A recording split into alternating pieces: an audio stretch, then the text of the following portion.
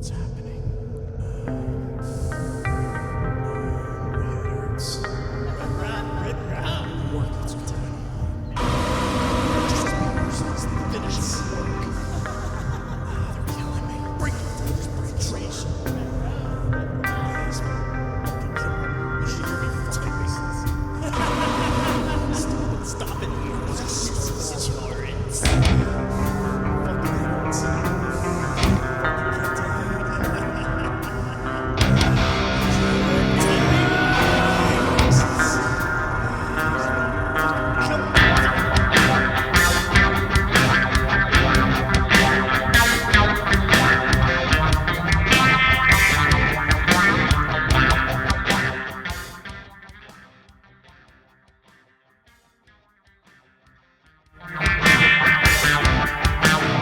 Here's Johnny.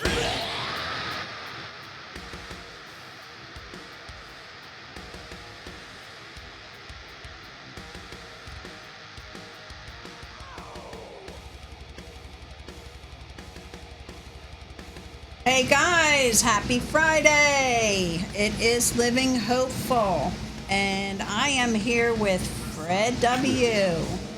We are going to be talking acceptance tonight. I hope everybody had a great week.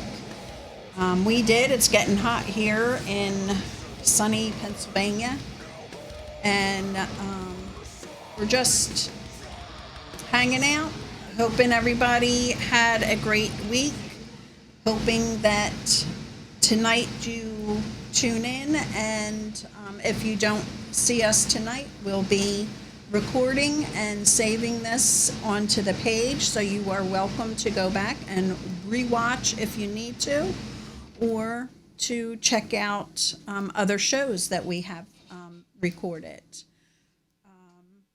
Just remember to be mindful that this is a support page. So anybody that is in need of support, please enter into the comments any questions that you may have for us. We will try our best to answer them to the best of our ability. I will be sharing only what I have learned in my journey, as will Fred.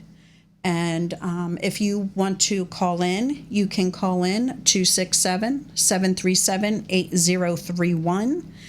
If you do comment, anybody can see that comment. If you call in, it will be anonymous. If you choose to be anonymous, just say you're Joe Bag of Donuts, and ask any questions that you may have. And if you know somebody that is struggling that could use this show, please let them know, share it, and share the show out as well right now, so that anybody that may be in need of some support, need of some help, can be here and hear something that might get them to treatment or find the support that they need. Again, we do not discuss politics or religion. They are heated conversations, topics, and I just want this to be about support and support only.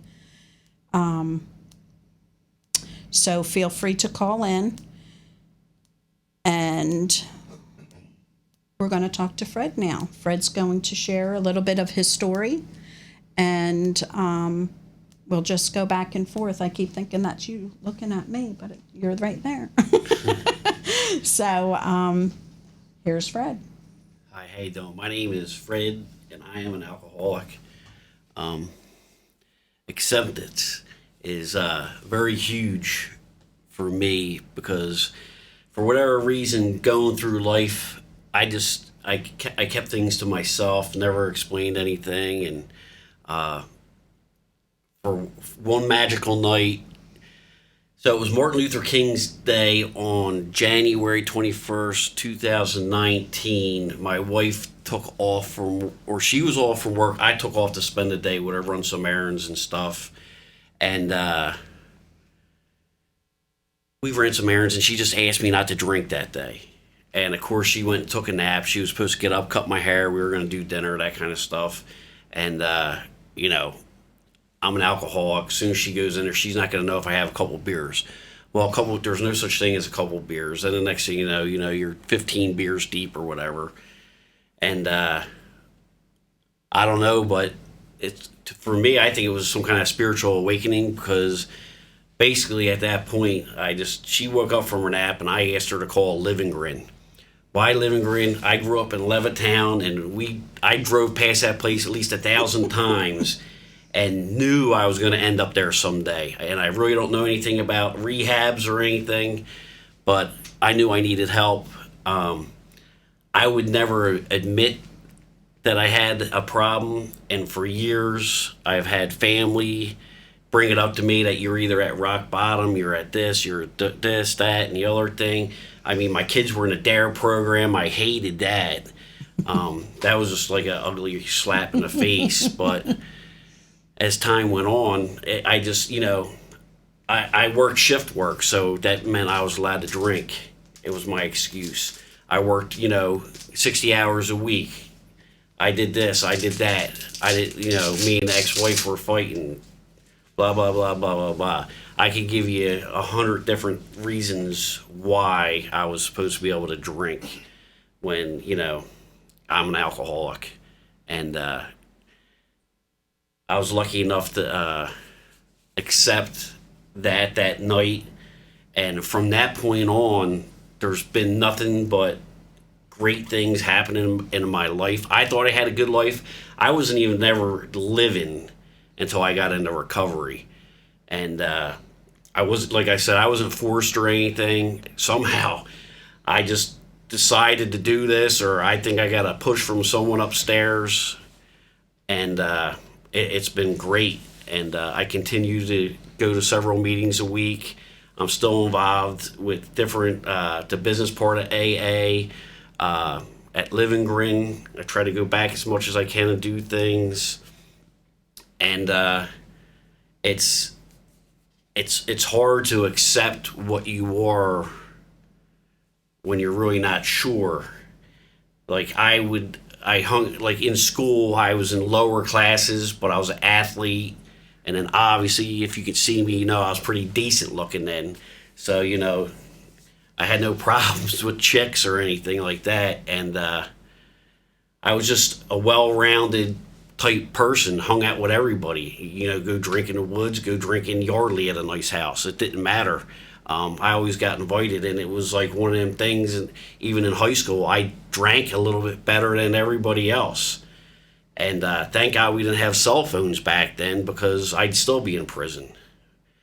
But now, the acceptance, I believe, from my experience, there's no one that can get you to admit you're an alcoholic or an addict until you're ready to do it yourself. And, if you want to call it coming out or, whatever it takes, but there's many ways in recovery to handle the situation. And, I'm just very fortunate that I'm in recovery. It was only by the grace of God that I woke up this morning without that obsession to drink. And I looked it up today. I have today's 850 days. Awesome. But I just do that for the newcomers, really. I woke up at 6 a.m. this morning. That's my days today. The most important day is today. I just have to finish out today. And it's so much easier with all the problems in the world. Just accepting that I'm an alcoholic and going through the recovery process helps me with so many other things. So basically, I'm taking care of one problem and I'm getting a bunch of different rewards. I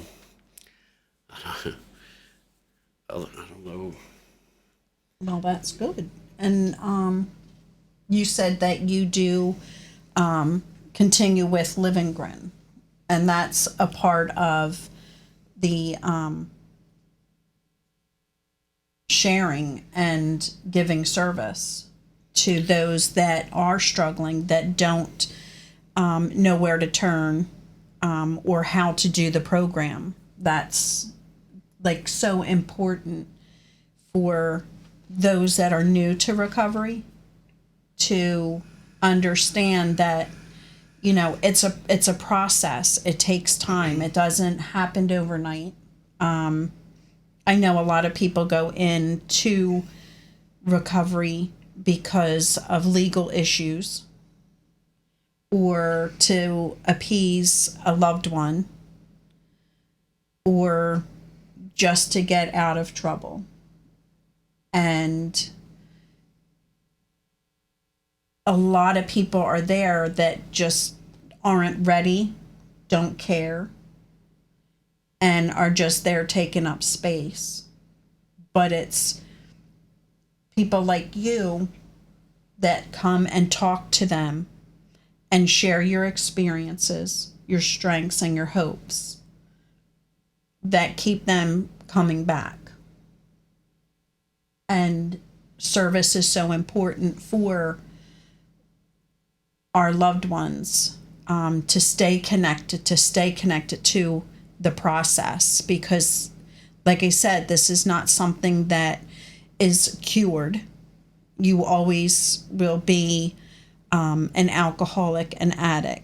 It's an unfortunate thing, but it's just like diabetes.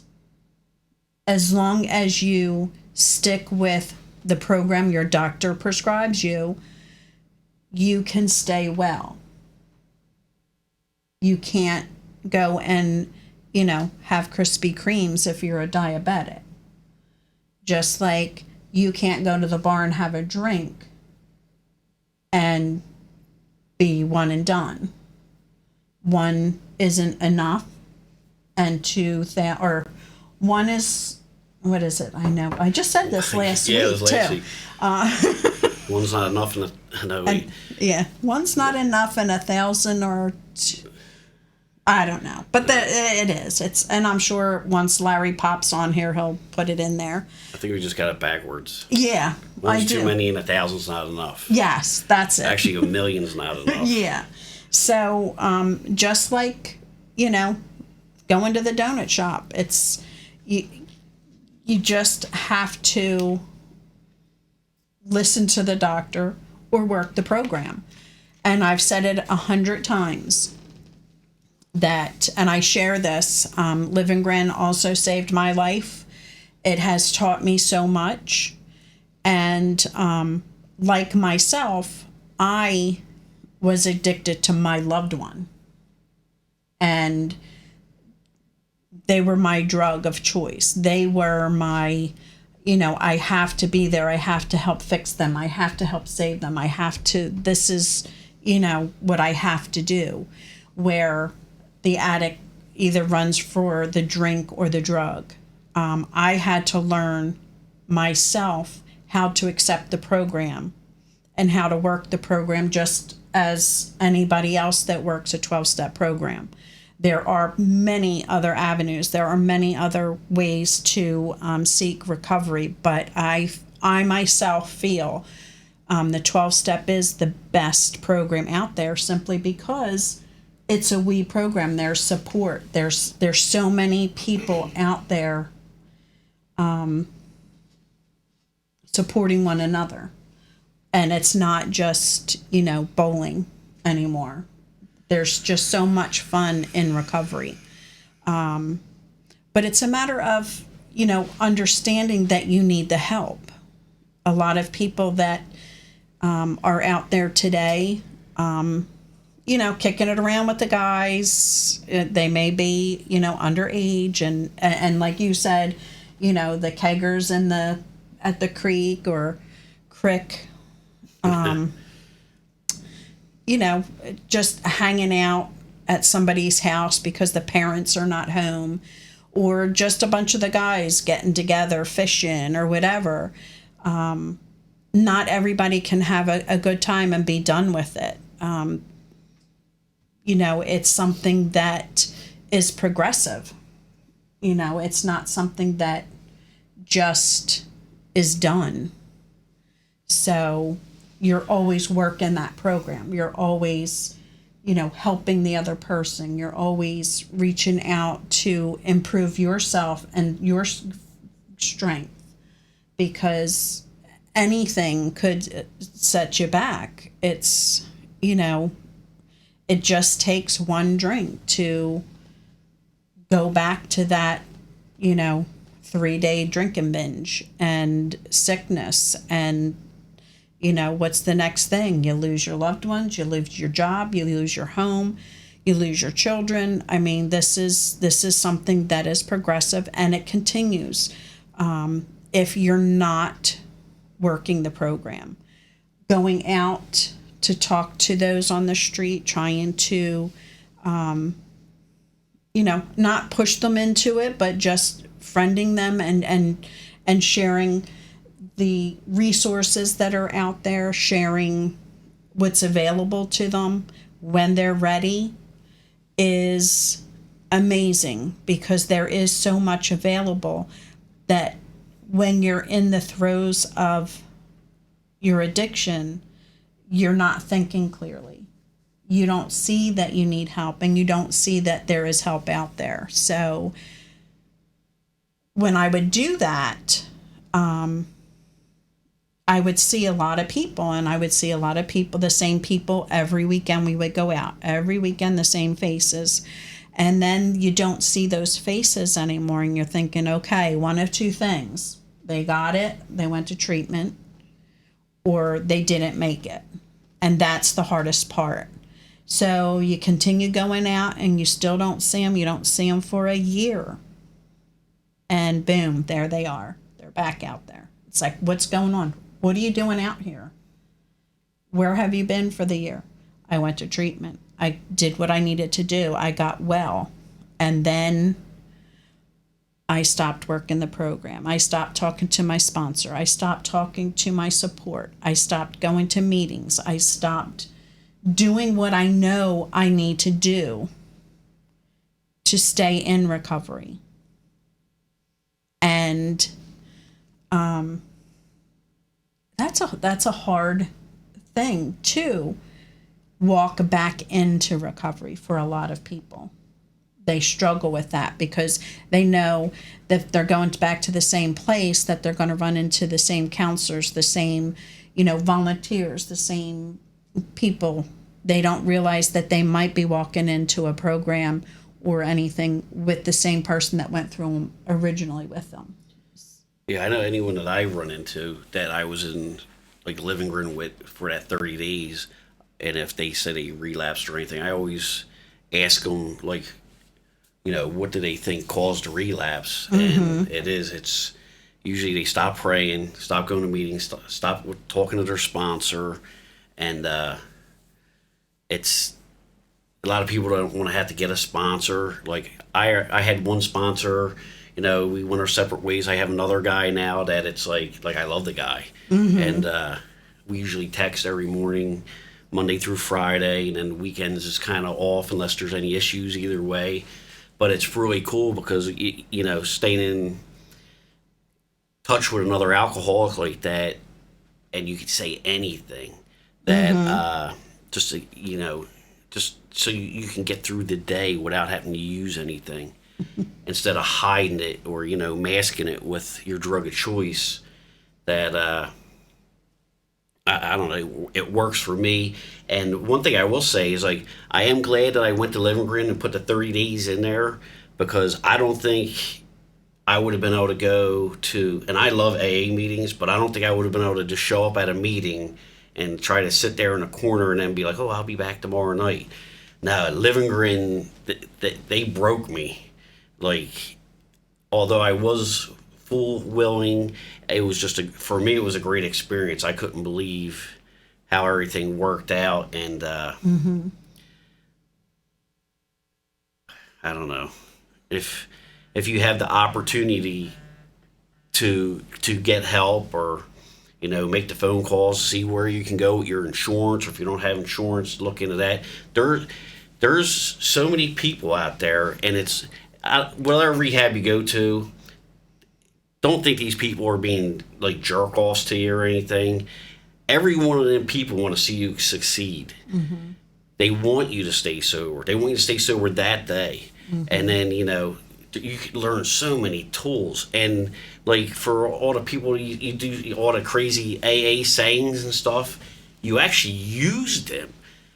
They come up at odd times, and people, places, and things is a definite.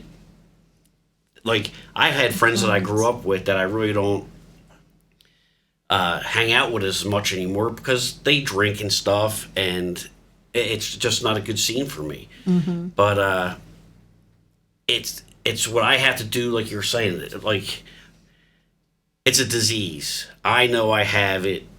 What am I going to do about it? I mean, my poor wife, if I was open up a can of soda right now and she's sitting in the other room, will flinch from hearing that noise, that mm-hmm. because it just brings back memories. And like, just there's little things like that, or little. I always considered myself a beer whore. And then it's funny, as like you talk with your kids and stuff, they're like, how about during Lent when you used to stop drinking beer and you drink whiskey? Or this, and it's like, oh, yeah, well, I really kind of forgot about that, or, you know, I didn't care, but. Right. You know. But, yeah, if you have the opportunity, take advantage of it. And there's nothing wrong with, like, my name is Fred S. Walcott on Facebook.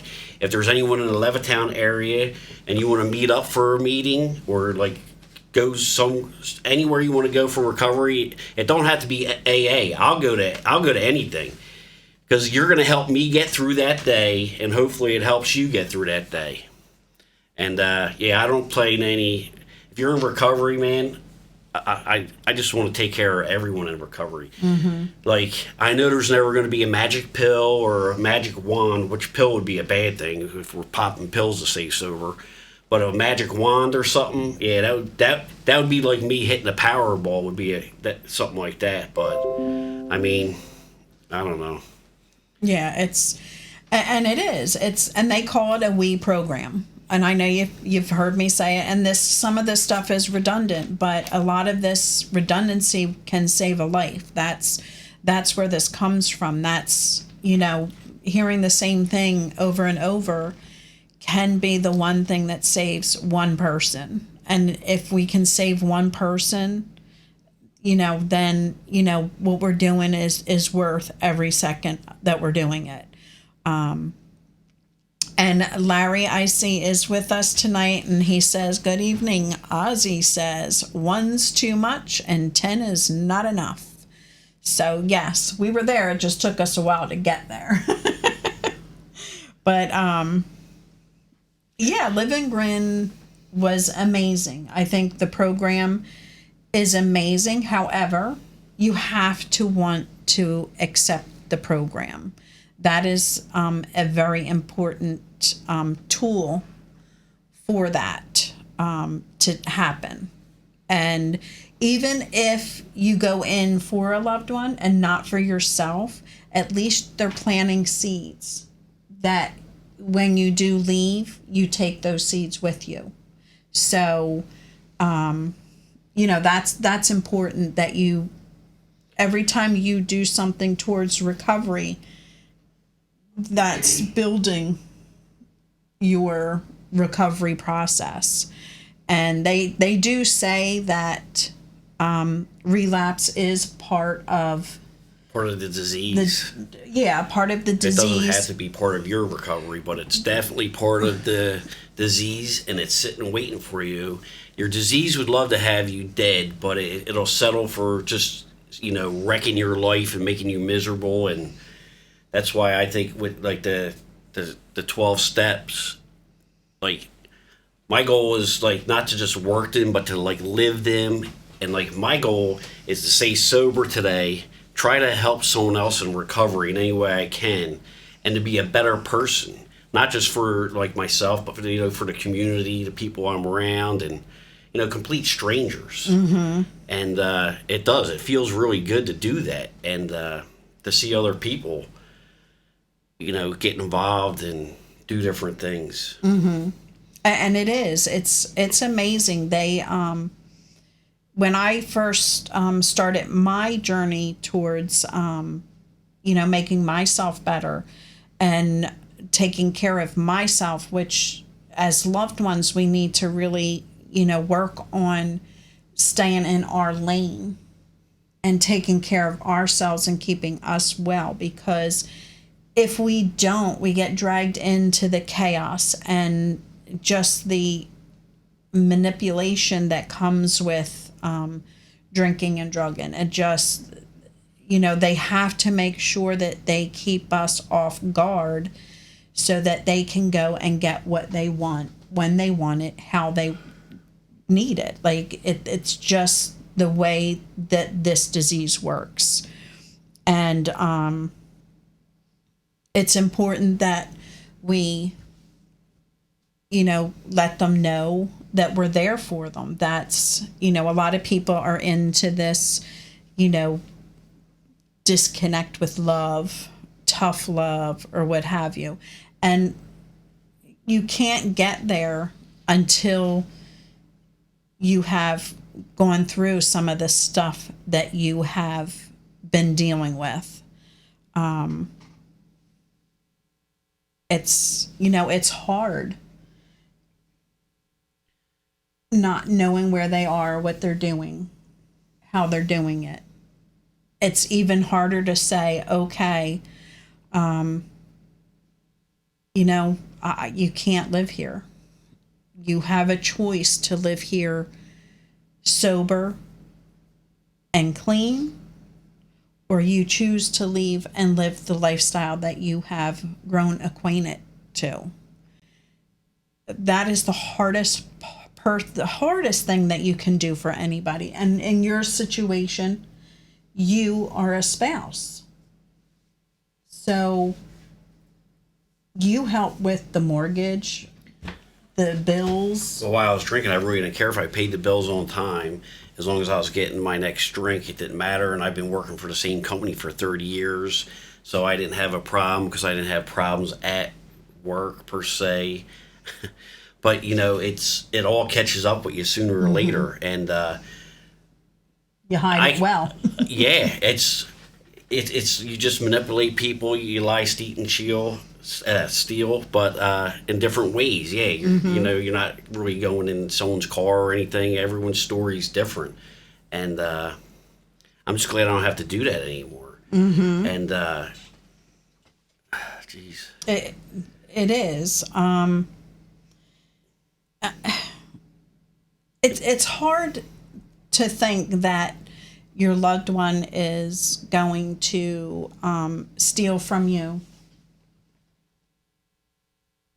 But it's some of their stories. That's just part of their disease. It's not that they want to, but they're going to go to family first because. And it's not always money or physical items. It's time. Time.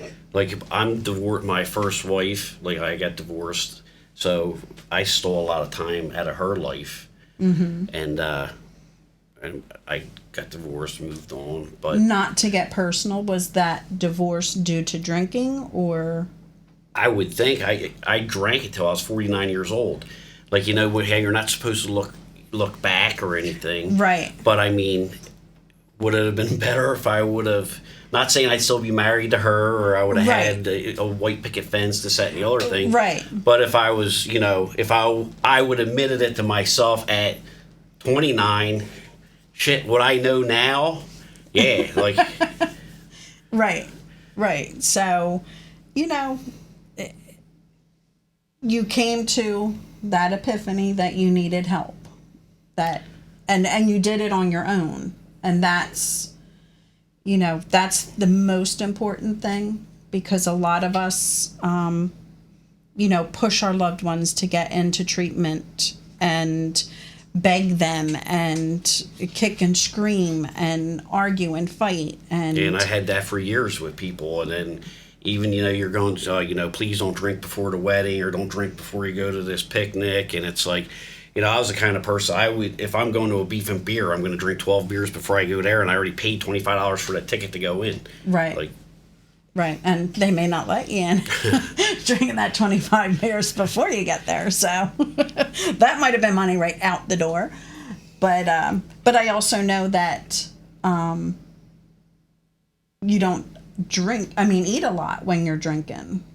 I would eat a lot after, right before I black out, and right, try and soak up some of that alcohol.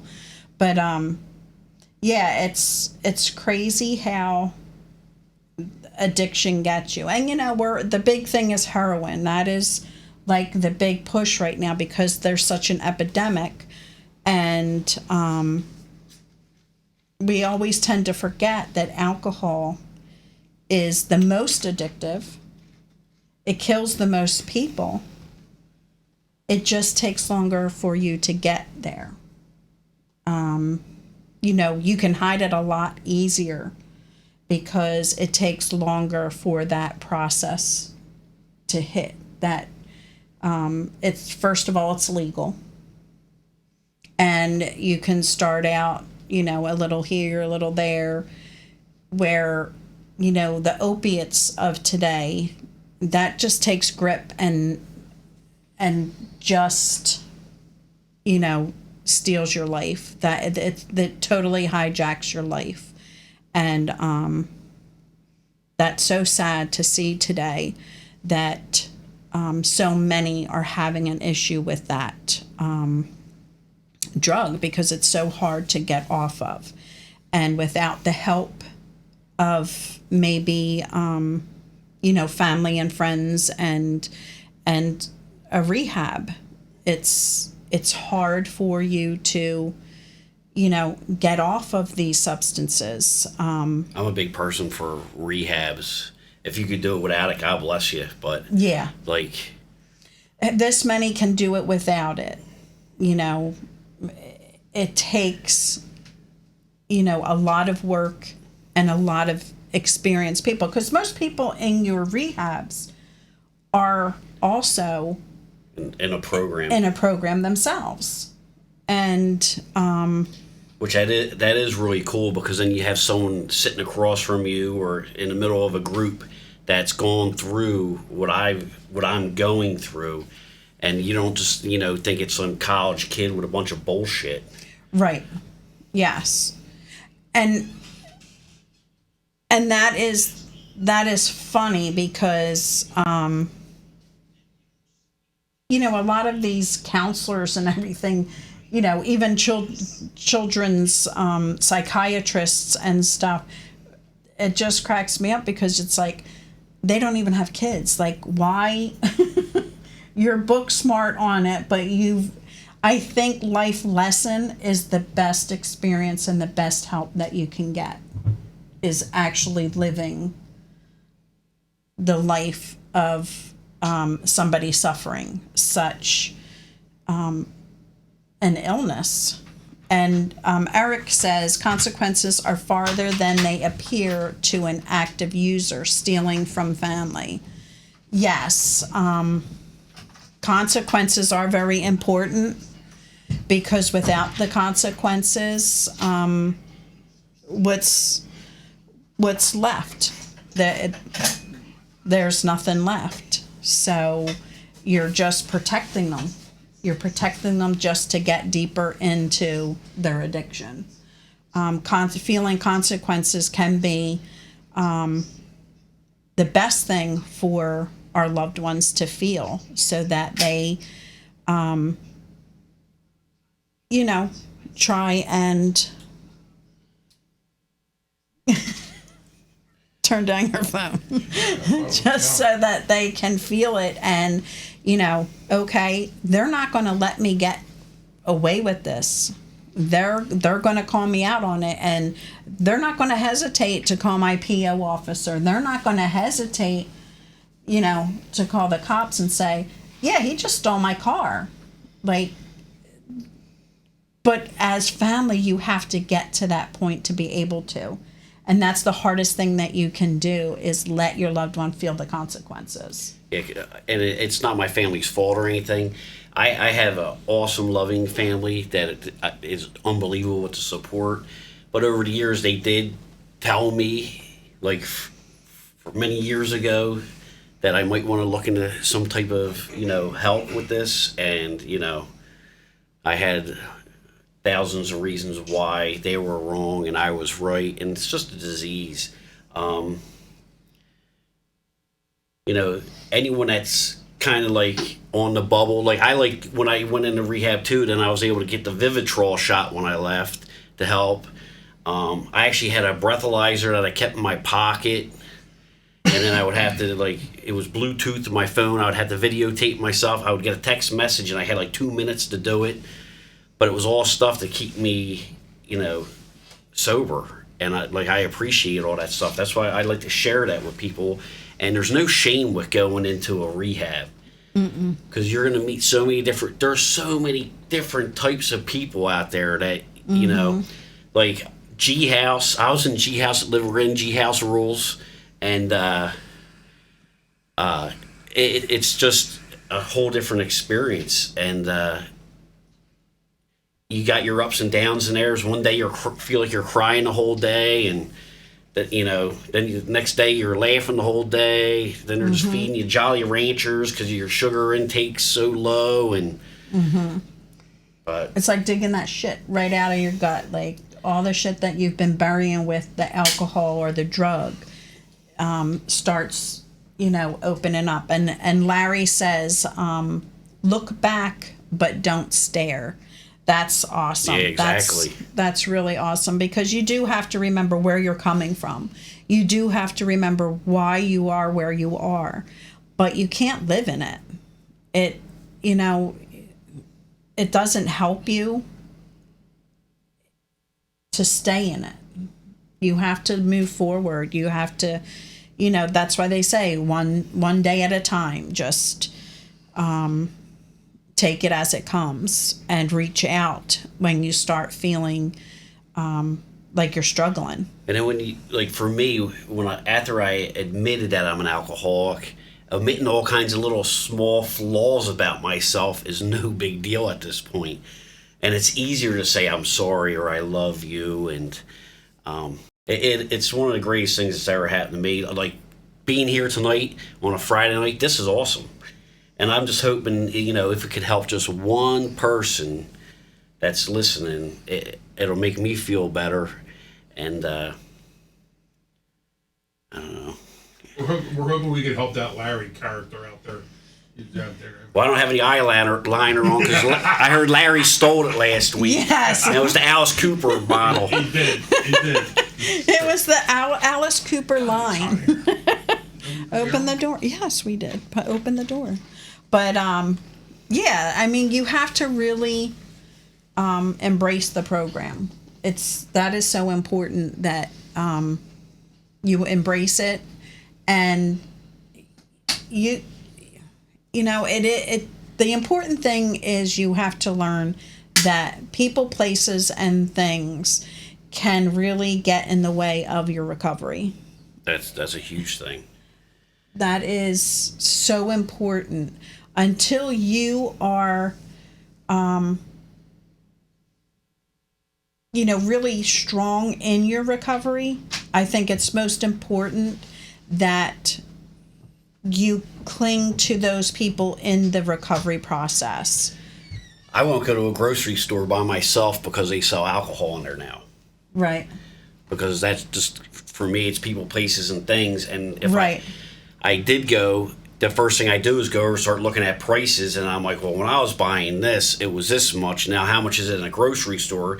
Then right in my mind, I'm thinking like, wow, can I actually grab 2 of them 24-ounce cans or like a 40? And like, am I allowed to drink this while I shop? Like, that would have been great, 4 years ago. Right. But right. no, people, places, and things, yeah. And yeah. And I lived in California. You could go to the gas station and get, a case of beer. You can get a bottle of whiskey. Like, that's just so, here in Pennsylvania, they're just now just now they're just doing that.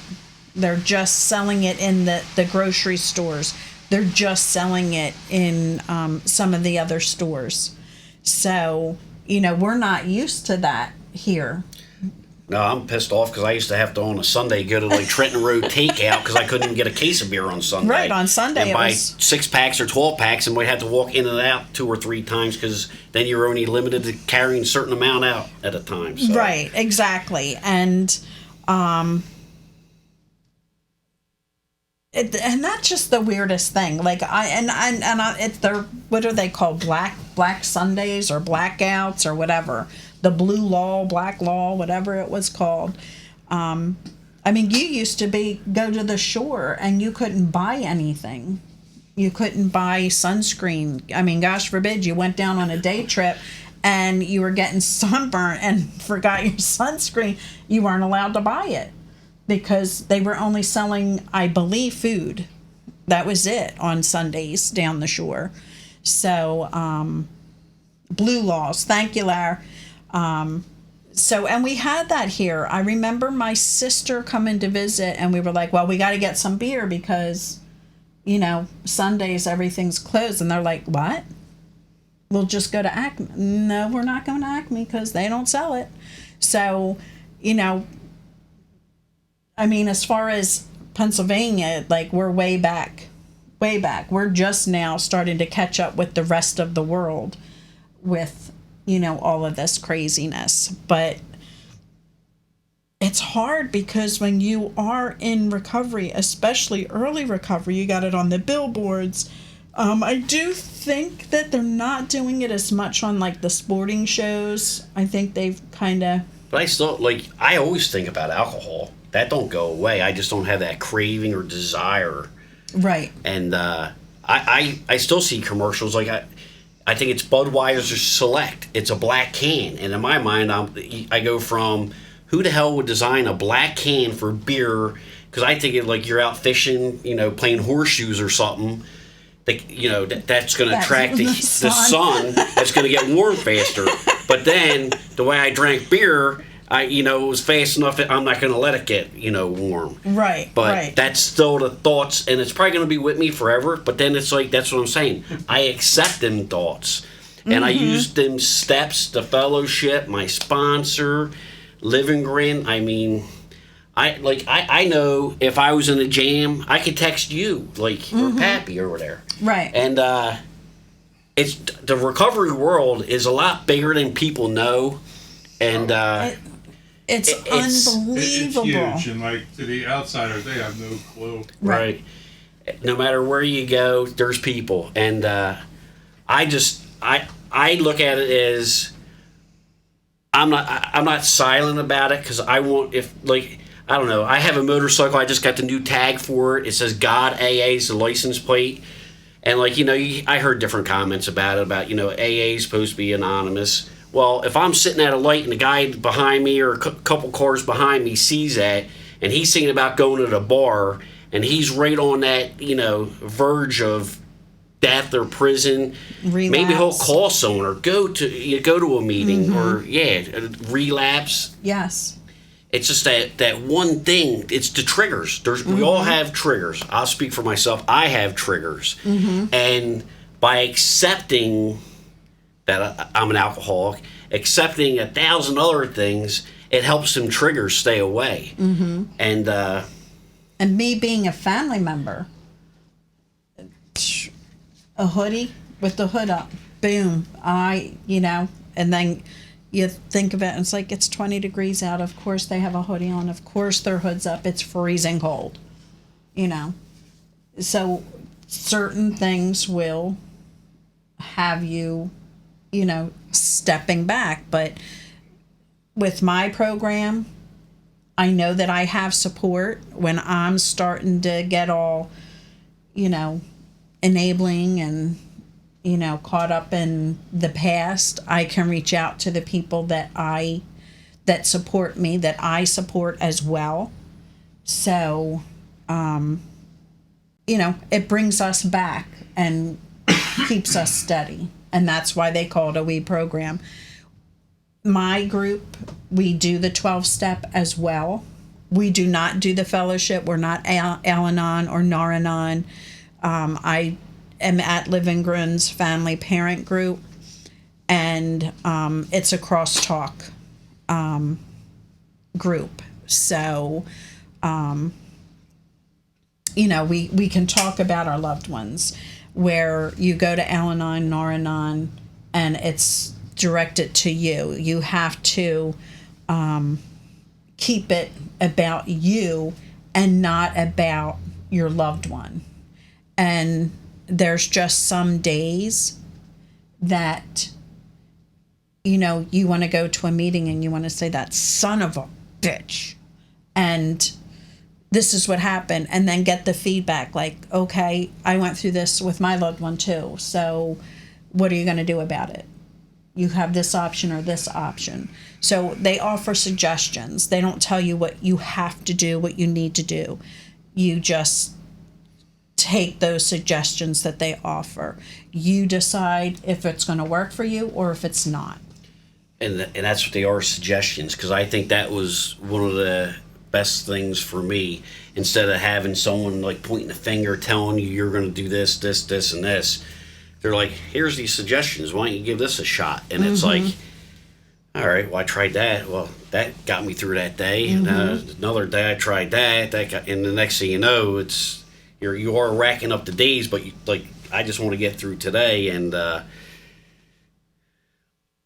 same thing with I got a counselor, Grace, who always pushes. It's like we make the I statements. I.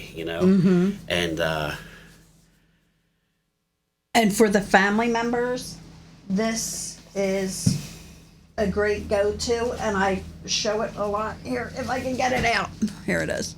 Beyond Addiction is a great book for loved ones that are going through rough times, and even for the person in recovery too. It just teaches you how to talk to your loved one and not be confrontational, to turn those confrontational conversations into constructive conversations. This is an amazing tool, an amazing book for anybody that needs help talking with their loved one in addiction or in recovery, or when you're getting ready to bitch out the Acme cashier.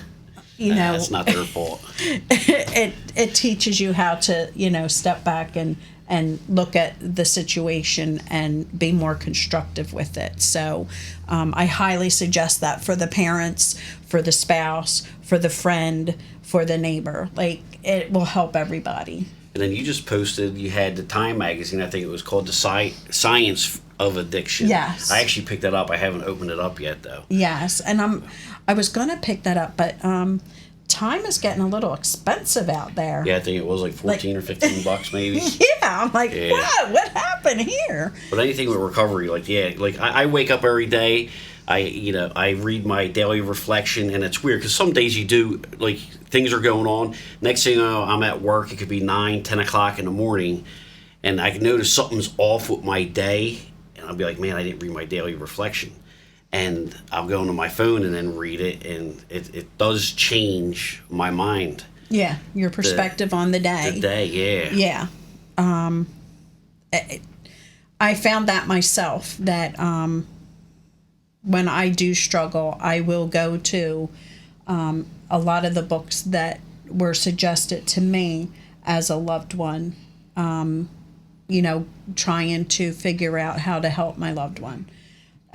Then finding out that I can't help my loved one was the hardest thing, to actually find out that they have to help themselves. Absolutely. There was no one helping me until I was ready. Right. I mean, I could be... It's all about me. Yeah. I could scream, I can shout, I can just be so angry. But that is not something that will fix that situation. Hi, brother-in-law. These are rocking back and forth. You're hypnotizing the audience.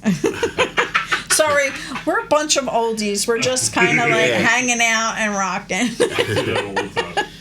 But Sandy That- says, "Hey, brother-in-law."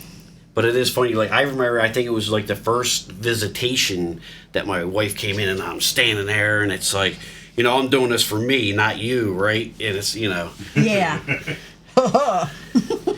but yeah. It's it's really hard. Just I don't know if there's anyone that's like, I don't know, I can do that. I would say I cannot do this without other people. It's Right. like you're saying, we. It's definitely we. it is We. definitely the we pro.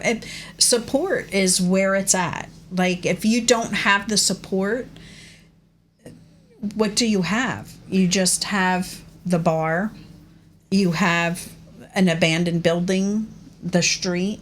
Like that's all you have. Like, yeah, like if I was in here tonight, if the Phillies were on, I'd have that on the TV with it muted, and I'd be listening to who's ever on here tonight or whatever the topic is. Well, thank you. Because I always want to learn, like the other side also, to see what I did put my family members through, and not to, you know, get upset about it or anything, but just so I know more. So then maybe if you are sitting talking to someone, you can help them, or you know, find a way for them to seek whatever kind of help they're looking for. Right. And addiction is addiction. It's the same. The stories may be different, but it's the same issue. It's the same mindset. It's the same thing that eats away at your brain, at your body. And I think the biggest thing that we can do as family members, as people in recovery themselves, is educate themselves and continue to educate yourself, because the drugs keep changing. The everything keeps changing. You may have alcohol and drug issues. So it's so important that you stay connected to that recovery. We have a caller.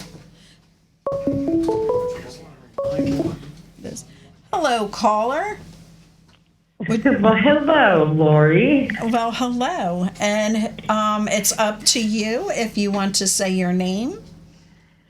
No, ma'am, this is a secret. Okay. You can always say you're Joe Bag of Donuts. I just wanted to call in real quick and say I would love to stay and chat.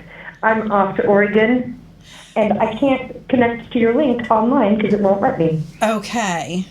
I don't know what's going on there, but I'm glad that you're Probably getting... operator error. Yes. I'm glad you're getting back to Oregon, and I hope that everything goes well. And stay safe, okay, girl? I will. Okay. I didn't receive her membership Okay. fee yet. Her check What? didn't clear your membership check. That's probably why you haven't been able to tune in. Wow. Wow, it's like that. Just be careful out there and be safe, and get back home so that I smiling will face promise can to keep not try going. to kill the DA. Okay. I'll promise to try. Okay. Just, Maybe just swing his neck a little bit. yes. Okay. Just be safe and get back and get that smile back on your face. So what is the topic of today's show, and who's with you? This is Fred W. How you doing? Hi, Fred. How This is, and she still hasn't given her name, so I'm not going to put it out there if she doesn't want it out there. Hi, my name's Tristan. I'm an addict in recovery. This Grateful is- to be in recovery. Yes, this is Trista. She is a friend of mine who I got to meet. She was from Idaho. She came out for Ezra's Hope fundraiser. We are from a show called After Dark, After dark. and it's we have like a family. Eric in here is also from After Dark. He is a honey badger, and so is Liz. And she came out. We actually got to meet her, and she's awesome. She's an awesome resource. She's an awesome person to reach out to. So make sure you pop yourself in the chat so that at least somebody can get your information and reach out in Messenger to you for you. It will. If not, please share my name. It is okay with me. Okay. You know, there's a lot of us who've been through a lot of stuff. Yes. A lot of Yes. accumulated years singing sober. Yes. Some of us have dealt with overdose deaths. Some of us have dealt with homelessness, abuse. Yes. And you pretty much covered it all, girl. And Yes, I have. I'm so proud of how strong you are. And Thank you. I know that it's not easy. Tonight we are talking about acceptance. Wow. Isn't that hand in hand? Yes, I know that is a very important thing, because accepting it is the hardest thing. The first step is accepting. Yes, it is. And understanding that you are not in control. That's hard. Yes. That's hard to. And Brian is also one of our honey badgers from After Dark. Hi, Brian. That sexy Hi, voice, Brian. Hi, all the honey badgers. I love y'all. Except, you know, acceptance is probably, for me, especially dealing with losing my son, followed by losing my mother, both to overdose, accepting just that alone has been so much to swallow. Yes. While I'm excited to go to Oregon and close the chapter of a battle with the county over my son's death, at least I'm grateful to get some kind of justice. Not what I wanted, but some justice. Right. There's a lot of people out there who've gotten no justice at all. Right. Exactly. You know, on top of losing my mom and my son, I also lost a sister-in-law in August to overdose. Right. So it runs deep, yeah. and there's so much more to life than getting loaded. Right. And recovery is amazing. Right. And look at you. You're doing it. You're killing it. Really. You have so many reasons to step back into that space of just forgetting it all. And absolutely. Yep, and you're powering through, and you're facing it, and you're helping others as well. And that's awesome. You know, that's what I have to do. Right. I have to do it for me. I have to do it for all the other people out there suffering. Mm-hmm. If I can help one mom, one dad, one family member, one loved one not have to deal with the loss of a loved one, I'll be happy. Right. And then, you know, whether it's sharing my story or my boy's story, you know, we struggled together. I did drugs with my child. Right. And man, that's a lot to swallow. I did drugs with my mother. Right. And that's a lot to swallow when now I'm the one still here and they're gone because they chose, you know, walking away from my mother. I said, it's the drugs or me, and I walked away, and that was the last time I seen her until I got a phone call that she was dead. Right. And so there's been a lot of acceptance in that whole thing as well. Right. And you just have to accept it and go on, as hard as it is. Yeah, and you do. And use it as a building block. Right. And you have to put up that wall sometimes to protect your own sobriety. And absolutely. To protect your own self. So, absolutely. You know, you can't feel guilty. You can't feel responsible for what happens to somebody due to their loss, due to their use. Right, or their choices. Right. So you just keep, and I know how strong you are on the outside. I do. You also know how weak I am on the inside sometimes. Yes. And, you know, I'm always here for you. Again, it's a we program. She Absolutely. lived in Idaho, but I'm still here for her. Eric, he lives in, I think, Ohio. Is he in Ohio? Yeah, he's in Ohio. He is in Ohio. And we're chatting usually at night. Before I go to bed, he's the night owl, so I'll usually, Eric and I always do the 11-11 thing. So We've got some amazing people that have some amazing strengths and amazing resources, whether it's an ear, a Right. heart, a shoulder to cry on physically or via electronically. yes. There's some And- amazing people out there, and there's so many resources. You know, And I can literally reach out to any of them and say, listen, this is what I'm struggling with. I've never met Eric. I've never met Liz. We do live, videos. We do the what is that, FaceTiming. But yeah. we haven't met personally, but I can, if I'm struggling with anything, I can reach out. If I need to figure out what spices to use in food, I can reach out to any of them. If I'm pissed That's only off, going to read us. yeah, we're going to read us tomorrow, Sarah, honey. You know, it's okay because we have one opening up down the street from me. Told you.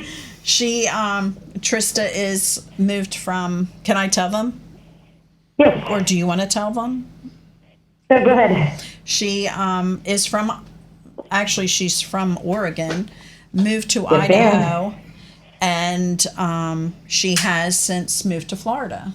So she's going back to Oregon for the court thing for her son. But Fifth and final. yes, I'm hoping, I'm praying, and I'm praying good things happen from it. So, I mean, that's what recovery does. It puts you in contact with awesome people, whether you know them face to face. Yeah, and it could spread if you allow it to. It, That's Absolutely. the thing. It's just, and it comes down. That's almost like acceptance of, are you willing to let other people into your life? Yep. But it's all for the How same willing are you to let other cause. people in? Yes. yes. And it is. It's a matter of letting people in and letting the people in. Letting go. Yeah, just emptying yourself out so It's- that it's you're very not hard. sitting in it. And it's easier to talk to a stranger and put your shit out there than Yep. it is to talk to maybe your sister, your brother, your aunt or uncle, Definitely. and definitely not your spouse. Like I said, I got a great family, aunts, uncles. There's things that I could come and talk to you about that I could not talk to them about, and I'm sure I could, but for my emotions and stuff, it wouldn't be the same result. Right. And and it takes a village, really. It really does. Yes. And it's awesome that we have these forums now that connect us while everything's shut down, and so it's amazing. And I know when I found After Dark, and I found After Dark through Fuck Heroin Foundation, he started a news feed, a live feed from 11 p.m. to 1 a.m. every single day on Yep. Christmas Eve of 2000, I would say 16. 2016. When you started? Yeah. 2006. Yeah. 15 or 14. Yes. Every single night he was on doing this. Yep. Doing just what we're doing right now. And it was just him. He'd brush his beard, he'd eat. Like, there was always silence, and then he would put on music and stuff, and then he would get kicked off because, he doesn't breaking the own the rules. rights to the music like we do. So it's just these types of things are helping so many right now, especially with the shutdown. Sandy Long, The online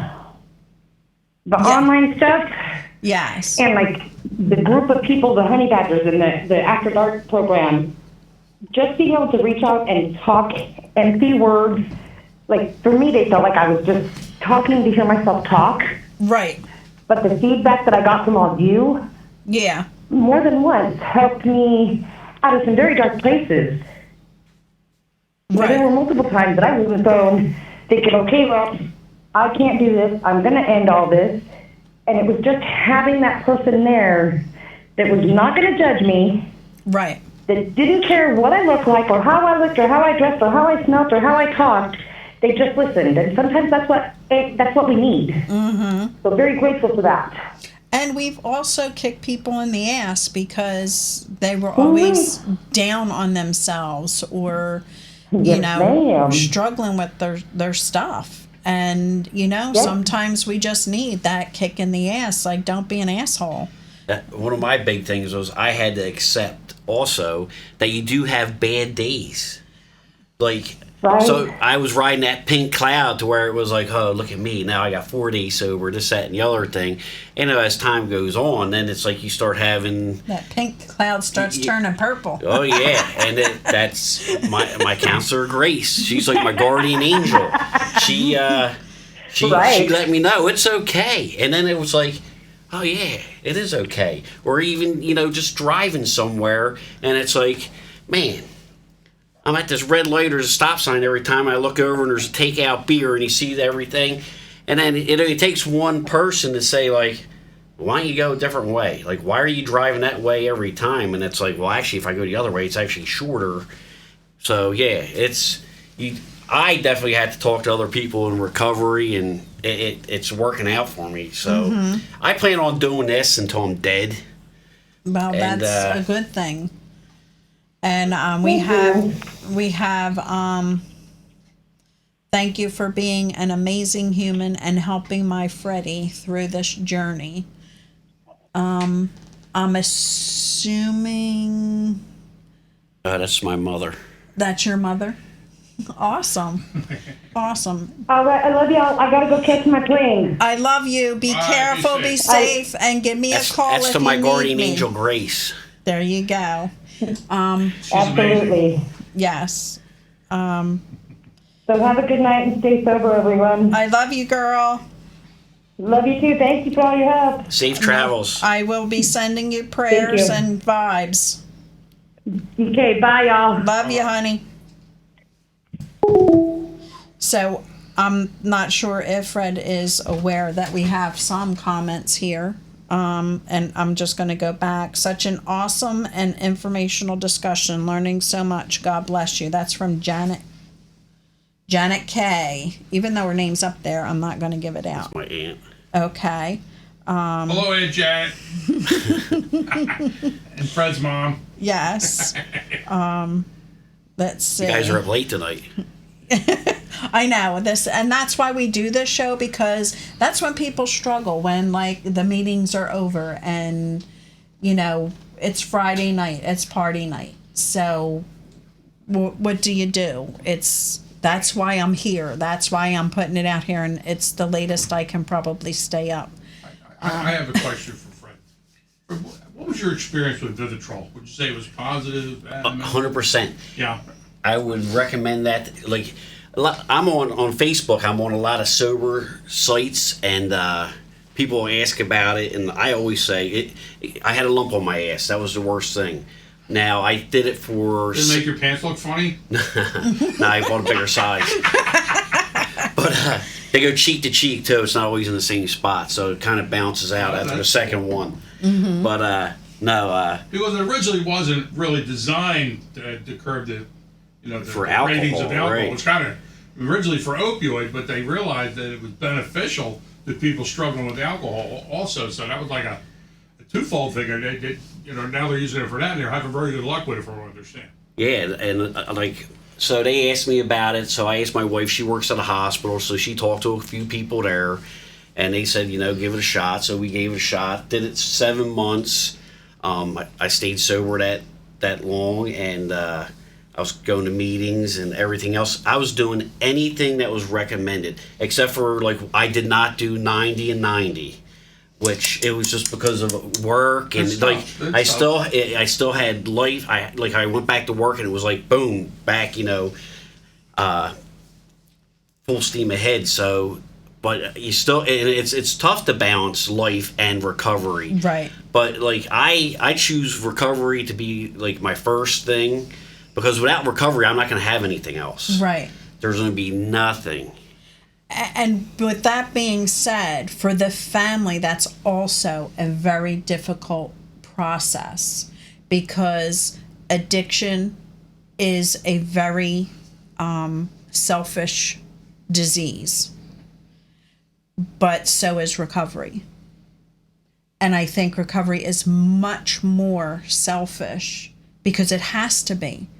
And as family members, it's important for us to realize that they have to put everything before the drink or the drug and the family, so that they can be part of the family once they get through the program and they learn how to balance the family, the job, the recovery. That doesn't mean that you're going to be going to 1,500 meetings, 3 meetings a day, every day for the rest of your life. That means you go to the meetings as you need them.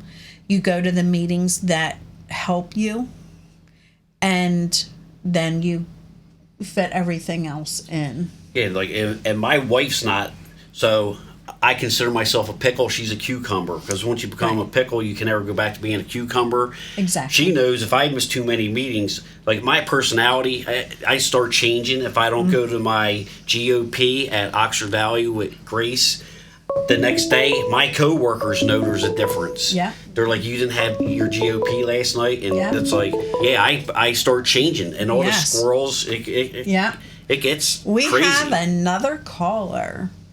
Hello, caller. We are listening. Hello. I'm going to talk to Pappy. I'm going to know if his car warranty's up yet. I haven't made any deal. Yes, it is. It's all good. Do you think you can get us a new policy? You don't even sound. Yeah. Yeah, I could get you a new car, but it only has 3 tires. But There you go. you can put a crutch on the other one. Yes. When he's a Okay. crutch I Larry. guess you know who this is. I'm not sure who are we talking to? David Brenner. It was the guy who put the audience to sleep last week. Okay. Hey, Larry. Yeah. Okay. Yeah, I just want to chime in on the Vivitrol shot. Yeah, I took it too. I don't know, it was for 7-8 months, whenever the insurance ran out. And I think it worked for me, even though I didn't, I didn't test it. I tested the antabuse, and being like the alcoholic that I was, I took it and I said, well, I'm going to try to see if I can drink with it. And I got deathly ill. I mean, really bad. So just to prove myself, I tried it again. And amazing how the same results happen. It's incredible. Mm-hmm. So when I got the Vivitrol shot, I said, I'm not even going to attempt this. But they said it's a blocker. They said, it's not. Oh, you done laughing now? Yes. So, yeah, if anybody borderline on taking it or not taking it, I would recommend it. I mean, I think it did wonders for me. Yes, I do hear a lot of people that do leave treatment, especially from Livengren, that is the choice. They do choose to do the Vivitrol. It is the only MAT program that Livengren does. Not that I'm boasting Livengren, Livengren saved my life. Yeah, I'm with you. I'll boast. I 100%. I'm posting it. And I just Livengren want saved to, my life, or I'd be dead or in jail. and I'm putting this out there. Livengren does not pay a penny for us to say Livengren. It's just they saved my life, and taught me how to live a different way while my loved one was struggling.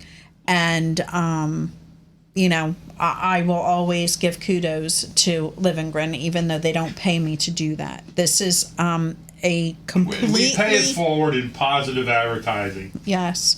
This Yeah. is completely a volunteer show here. This is completely volunteer. Nobody pays us. Nobody asks us to say their name. I just wanted to clarify one thing on Larry said. When he said he got deathly ill, don't think that he was talking about the Vivitrol when he drank on Vivitrol. Well, Larry, what was that you were taking when you get deathly ill, when you drank over? Antabuse, it was Antabuse, called. yeah. Yeah, it was. That's It what was. it's- I think it was a that's pill. what it's supposed to do, and right? I had to test Yeah, it, that's what it's and supposed to being, do. you know, not once but twice, He because doesn't I'm so say the intelligent. words. Yeah. So, And- so and- I want to get off the phone. My uncle's calling me. Of course, as soon as I want to talk, this happens. So All right, I- And he's give just her like uncle a some kid. more prunes, and we'll Yeah. see you soon. All right. Take care, So, Larry. you have a Thanks good for evening, calling. everybody. Yes. Thanks, Larry. Thanks for Thanks, calling. Good show, man, as usual. Really good. Thank you, Larry. Okay, And see you. see you later. And that's what he's Bye. saying. The that particular drug helps you stop the cravings from alcohol. But when you start to play around with it, you can get deathly ill. Now, Vivitrol is kind of weird like that, because Vivitrol will not allow you to feel. We have another I've caller, watched the Euphoria. but he's coming in. He's coming in Messenger. I'm gonna answer it. Hey, Brian. Why'd you answer your phone? Oh, okay. I can't hear you. Can you call me back?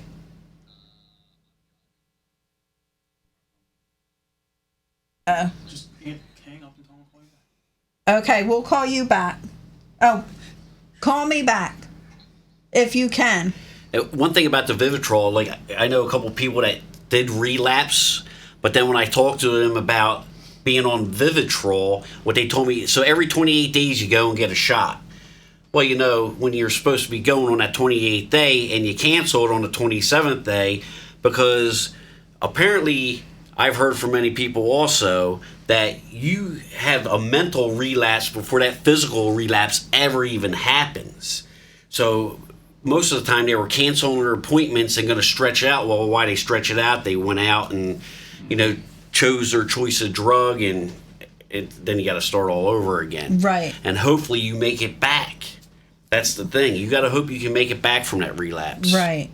And I was saying, I'm sorry, Brian. Tell him to call the number. You'd have to call us back on 267-737-8031.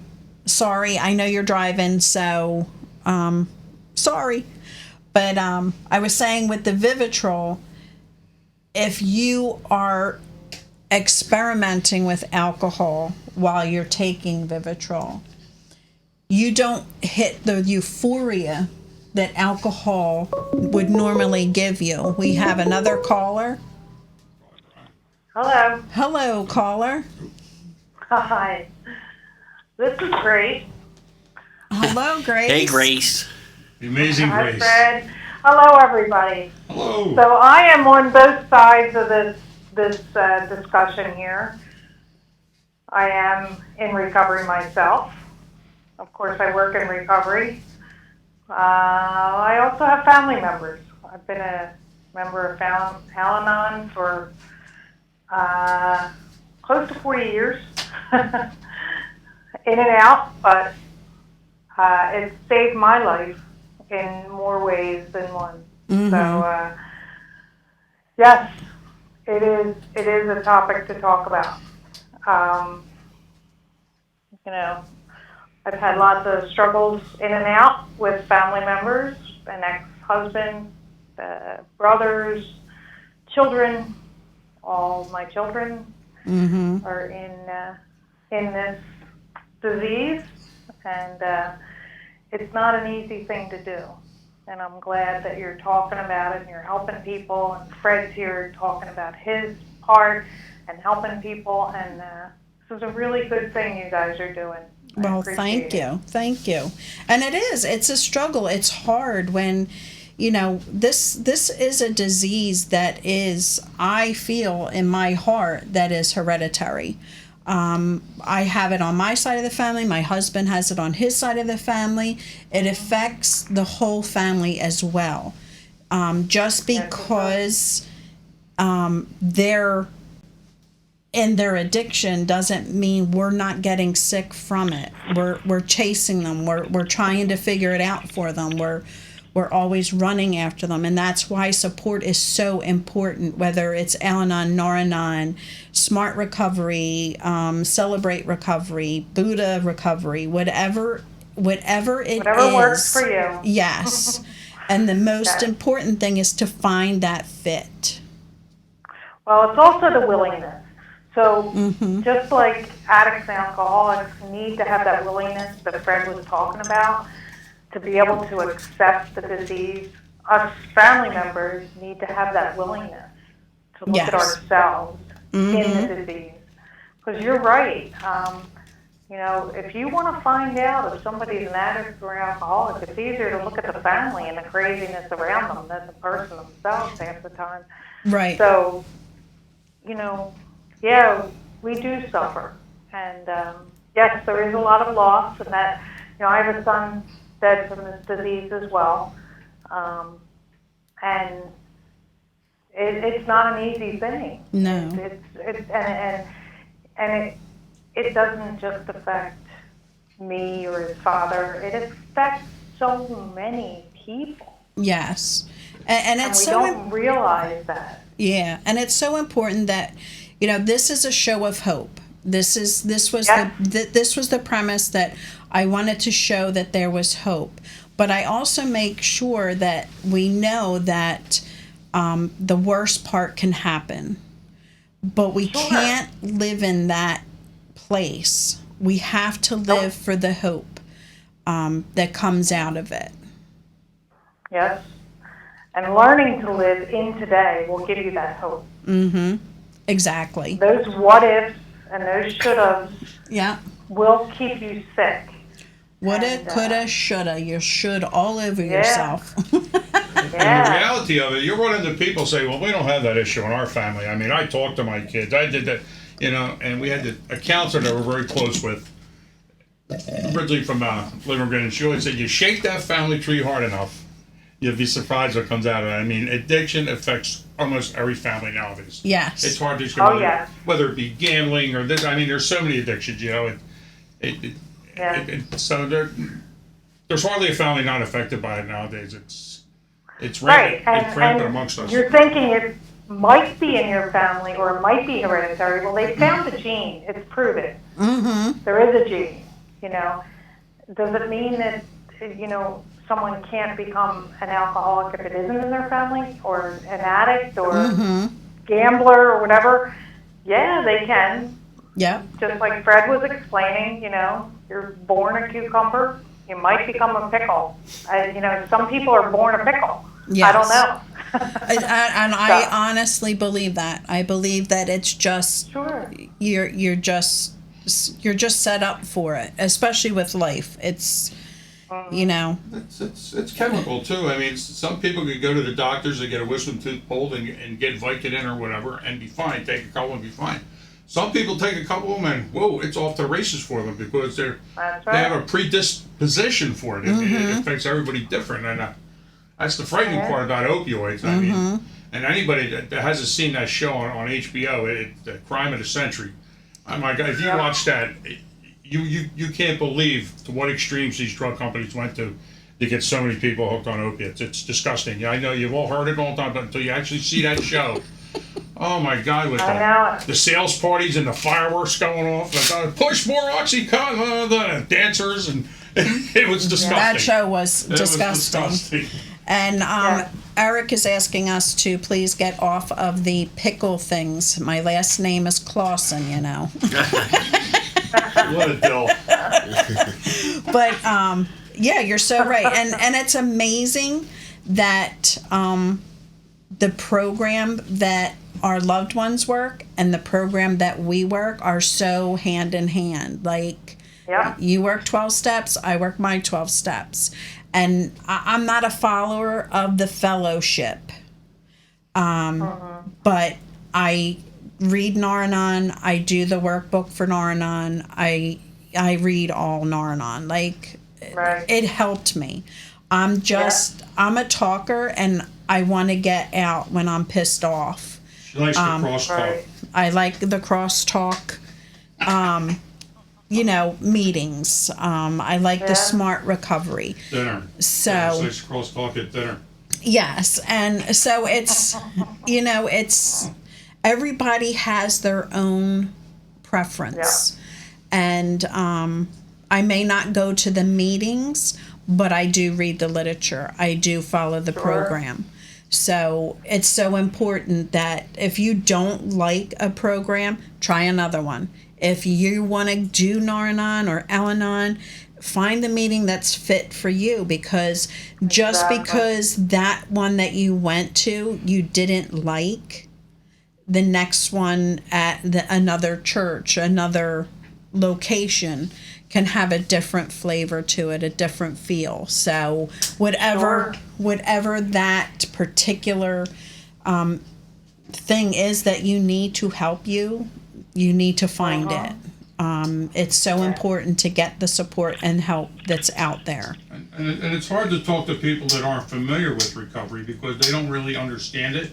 Not by making it any less personal, but if they don't understand where you're coming from, it's really not, you're not going to gain any ground with them, because so many people have such a predisposition on what they think about recovery and such. It can even be your best friend, but if they don't really understand recovery, you know what I mean? Yeah. That's why like shows like this and going to meetings when you're surrounded by people that are experiencing the same things in life, you can relate to them better. Whereas like you can't talk to your neighbor or whatever, because why bother? They don't understand it. They already got an opinion made of it. And it's tough, and that's what we do. We try to, get rid of the stigma that's attached to addiction and to recovery and all. Yeah. It's very stigmatized, and I was one of those stigmatized people at one time. So I can't get mad at people for forming an opinion like that, because I would be a hypocrite. But until it was dumped in my lap into my life, and I had to educate myself, and I did a complete about face. But I'm somebody that has to understand things. You can't just tell me something. If I can't wrap my head around it and come up with my own opinion on why things are, it's hard for me to follow. So I really got into the clinical end of addiction, where things started making sense to me with serotonin and dopamine and all these different things in the brain, how it just takes it over, and you have no control of it. Right. It's amazing, the clinical end. It is. It's amazing what we learn. I myself, family members, my husband's family, you just look at the debris field behind them, and it is a debris field. So, I was the one, like, losers, just stop and all that crap. So until you realize that this is a chemical in the brain and you can't just stop, that's when you have to get educated. And when you understand that it is a disease. I mean, people argue tooth and nail that it's not a disease, it's a choice. And maybe at the very beginning, the first time, but once addiction kicks in, it becomes a disease. It's not a choice anymore. No. Like Fred. Fred wasn't drinking because he was enjoying the party and all. Fred drank because he had to drink. But Fred felt better when he drank. When he wasn't drinking, he felt sick. And I started drinking the most when my life was getting, like, I got remarried to a person that I love with all my heart, and it's just, and family was great. Work was actually even getting better. Like, everything in my life was getting better except for my drinking. So it's just a whole lot of crazy things that go along with the addiction. Yeah. Right. And it is. It's Eric says that, where did it go, Eric? I know it's in there. It's not like a woe is me kind of thing. It was like everything in my life was getting better except for my drinking. Right. Eric says that, where is it? It kept going up. But it is. It's,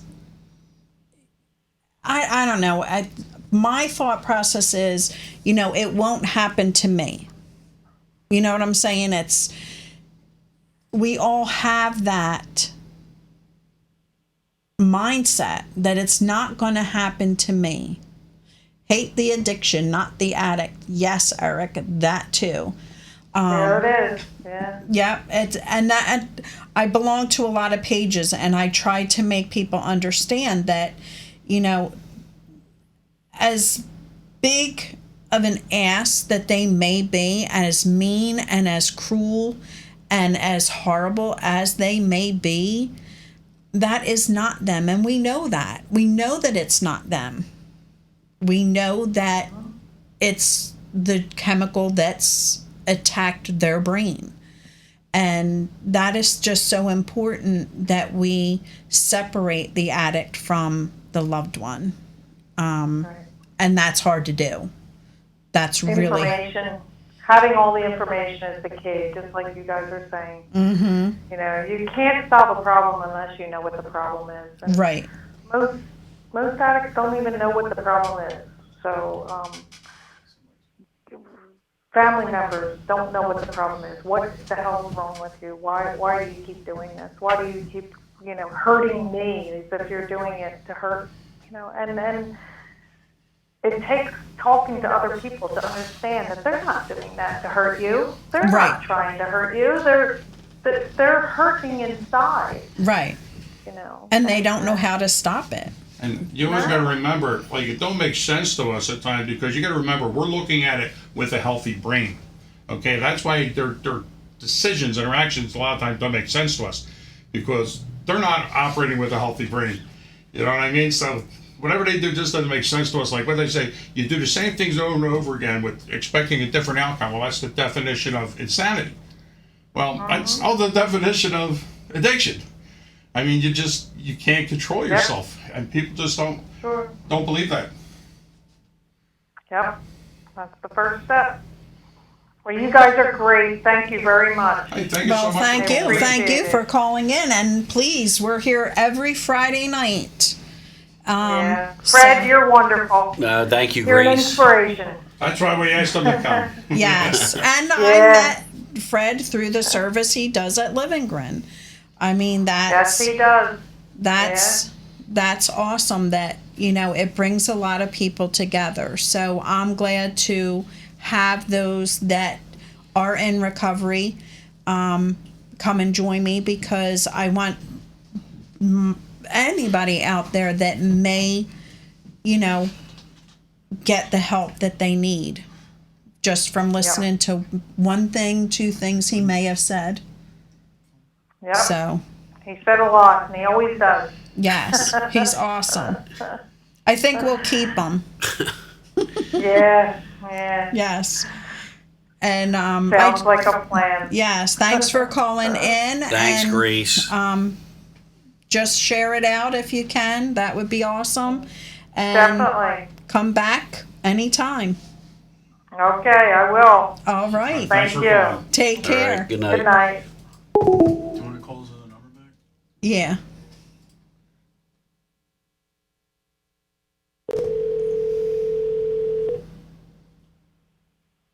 Car warranty. Hello. Hello, is this Sexy Voice? No, this is Johnny Bagadona.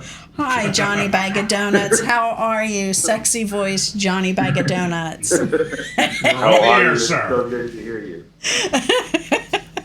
I'm so glad that you joined us tonight. Yeah, I was on Facebook while I was driving, something you're not supposed to do. Highly recommend not doing it. And so, like, the notification popped up that you were live. I was like, what better time? Yeah. Come join. So, Come take me for your ride. Do you have dogs with you? no, not this time. This Oh. is a last minute trip. My friend passed away, and I found out this afternoon that his service is today, full tomorrow. So going up there for the visitation, which is tomorrow, and then head back on Sunday back to Florida. And unfortunately, I'll miss the burial, but I'll be up there for the visitation and Right. to show my support and everything like that. Right. Well, I'm so very sorry to hear that. That's, So I appreciate it. yes, I'm here for you if you need to talk. You know that. I know. Thank Always. you guys so much for doing this. It's been forever since I've hit a meeting, and I know I need to change it.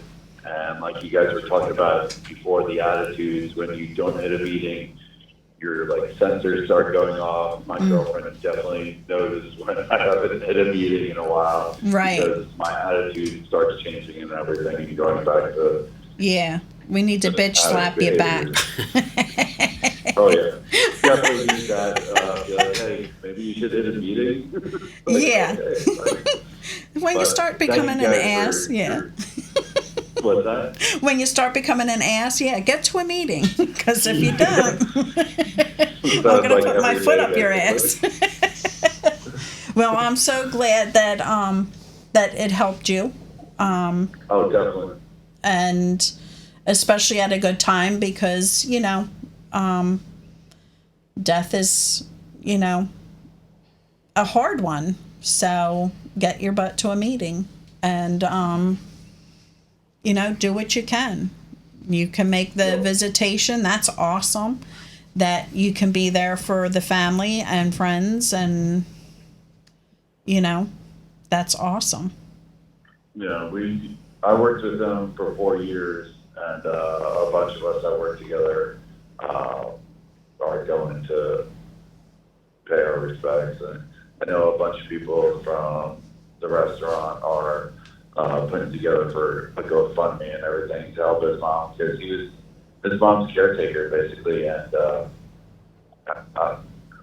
I heard for his mom. Right, You know, right.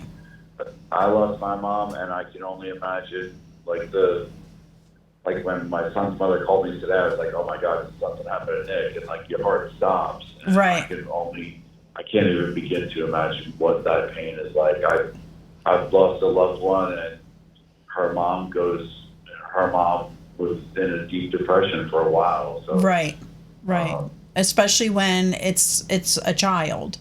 yeah. That's a hard one. That's a really hard one because they're not supposed to go before the parents. So Yeah. yeah, that's a tough one.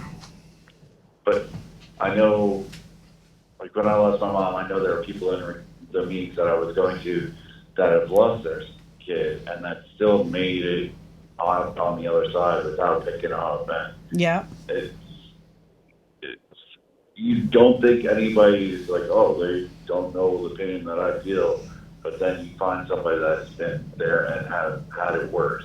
right. You know, and that's it's usually when you need it the most is when you find it that, like, kick in the pants to be like, hey, you don't have it that bad. Somebody else has had it worse, and they've been through it and didn't have to pick up or didn't have to drink. And Right. just getting to that point where you realize that it's not a long-term solution, you know? Mm-hmm. So, Yeah, and thank you guys. I just I wanted don't. to call up and say, hey, Yes, and I don't put this out there much, but my loved one, when I walked into my first meeting, it was like, you don't even know I have it worse than everybody in here. And then you hear, like, it's a loved one that has, you know, one in prison, one in recovery, one in active addiction. So it's just like, oh, smack in the face. Okay, I don't have it as bad. So, you know, it's nice to be there and have that support and listen to people that do have it worse than you. And that kind of helps you too. oh yeah. You know, put in perspective, you know. So, Yeah, like sometimes I get down on myself, like not being able to hear, like out of one ear, and then I see somebody in a wheelchair that doesn't have any legs. It's like, right. you know what? I don't have it that bad. So, Right, right. So, well, thank you for calling. I no missed problem. you. It's always good to hear you. That voice, you know those listeners love that voice. You guys are crazy.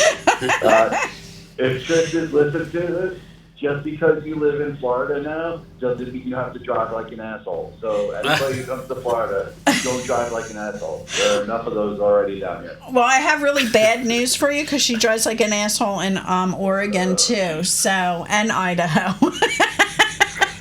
Then she probably belongs here, to be honest with you. Just putting that Horrible. out there. Well, Great. thanks so much, and get your butt to a meeting. Yes, ma'am. Okay, I'm problem. checking on you. Yeah. Yeah. I'll have to remember that next time I come to Charlotte on a Friday, that you guys are here every Friday. So, I'm here every Friday. the dogs will appreciate it. There you go. We can talk to the dogs too. Well, you be guys for doing safe. everything you do. No Facebooking while you're driving. Yeah, Don't no, drive I'll like just an listen. asshole. I'm not in Florida right now. I'm in South Carolina. Okay. All right, honey. You take care and be safe. All right. All Thank right. you too. Bye-bye. Bye. And Eric says, pay attention to the check engine light of life. I put a So, piece of duct tape over mine. everybody, we went a little over. Thank you, Fred, for coming out and thanks, Fred, for talking to sharing. us and sharing your story and your experience. Thank everybody else for calling in and sharing. That was awesome. Yes, thanks for our callers. We will be back here next Friday. We have a husband and wife team coming next week. They will be discussing their journey with each other and also with their loved one as of today. So everybody, thanks for coming out. Again, if you need help, please reach out. We are here. We will help as best we can. Again, the number is 267-737-8031. Please give us a call. Fred put it out there. He is available. Message him. Contact me. I'll get you the contact information. We're here to help whoever needs help. Have a good Friday. Have a good week. And we'll catch you next week. Peace out, everyone. Good night. Good night.